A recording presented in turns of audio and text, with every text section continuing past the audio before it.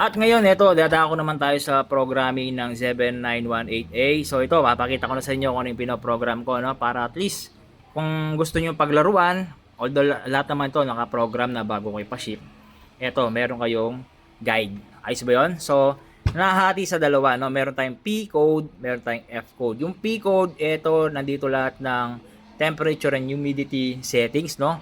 Pagdating naman sa F code, andito naman yung sa exhaust at saka sa egg turner and other parameters. Okay? So, eto, sundan nyo lang, no? Napakita ko sa inyo paano i-program. So, una pala, papalitan muna natin yung ano, ang ginagawa ko si 37.8, yung set value ng temperature, no? Para mapalitan yan, press and hold set. No? Yan, temperature. Gawin minus, ginagawa ko 37.8. Ganun siya, no? Press and hold enter to save. Okay? Ngayon, yung sa humidity naman, yung set value, para mapalitan yung 60, kung wari gusto mo siyang pataasin ng 70, no? Press and hold set ulit. Ayan, press enter, isang beses lang.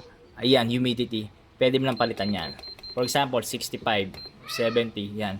Press and hold enter to save. Ayan, okay na, di ba? Yan. So, balik ko muna sa 60, no?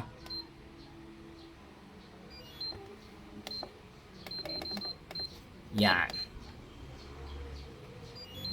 Okay.